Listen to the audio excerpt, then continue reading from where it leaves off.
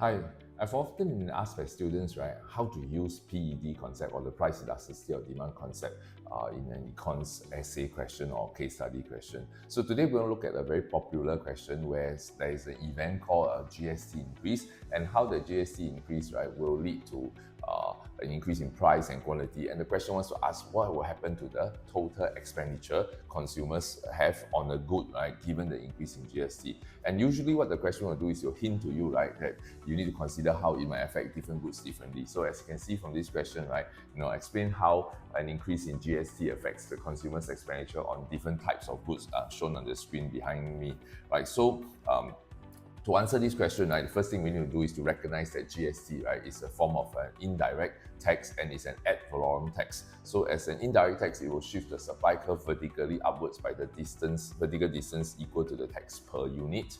At the same time, because it's an ad valorem tax, meaning that the tax is calculated as a percentage of the price, so this tax, right, it will cause a non-parallel upward shift that gets steeper as we go on to the move towards the right. Right, so that's called an indirect ad valorem tax. Now you can see from a demand supply analysis, right, when there's an indirect tax imposed like this, the price of the good will increase at the new equilibrium while the quantity of the good will decrease.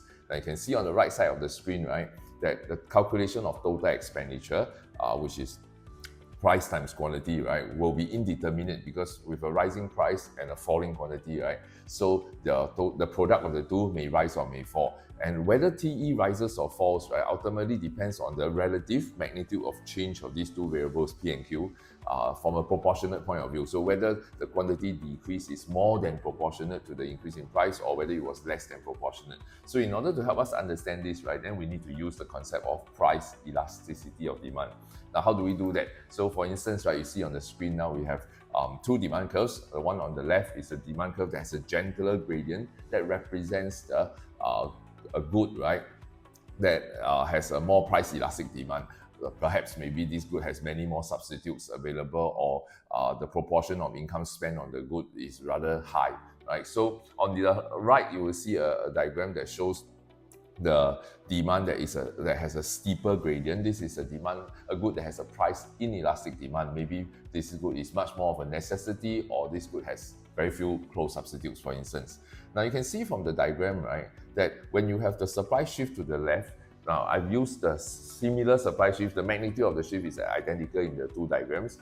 The shortage that it created at the initial shift, right, is Q0 prime Q0, which is also equal in horizontal distance. What this shortage will do is exert an upward pressure on the price of the good. As it exerts an upward pressure on the price of the good, the price starts to rise. This increase in price, right, will discourage consumers from consuming as many units as before, right? So as consumers respond by cutting back on the number of units they buy each week, quantity demanded decreases and the shortage becomes smaller, and eventually the market reaches a new equilibrium when the shortage is completely eliminated. But now look at the gradient of the demand curve. For the demand curve that is steeper on the left, right, a large increase in price, right, is needed, right, to elicit a response of consumers to cut back on the consumption. So the more price inelastic is the demand, the less responsive consumers are to when price changes. So as a result, you need a much bigger increase in price to achieve the market equilibrium compared to good on the right, where the left, where the demand is much more price elastic. A relatively small increase in price is sufficient to cause the quantity demanded to have fallen enough to clear the market of the market shortage. So equilibrium is achieved at a far lower price on the left-hand diagram compared to the one on the right. Now, because of this, right, then we can conclude that the price elasticity of demand then can now be used to determine the total expenditure, right? So on the left-hand diagram, where the demand is much more price elastic,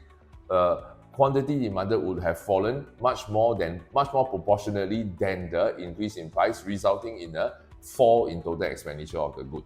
On the right-hand diagram, where the demand is much more price inelastic, the fall in quantity would be significantly less than proportionate in this decrease compared to the increase in the price. This would result in an increase in the total expenditure by consumers on this kind of goods. So this is how you can use price elasticity of demand to answer the question. Now, some of you might already notice that, wait a minute, doesn't the gradient of the supply curve also play a role in this? Well, we'll explore this in the next video. So keep an eye out to look for that video when it comes out.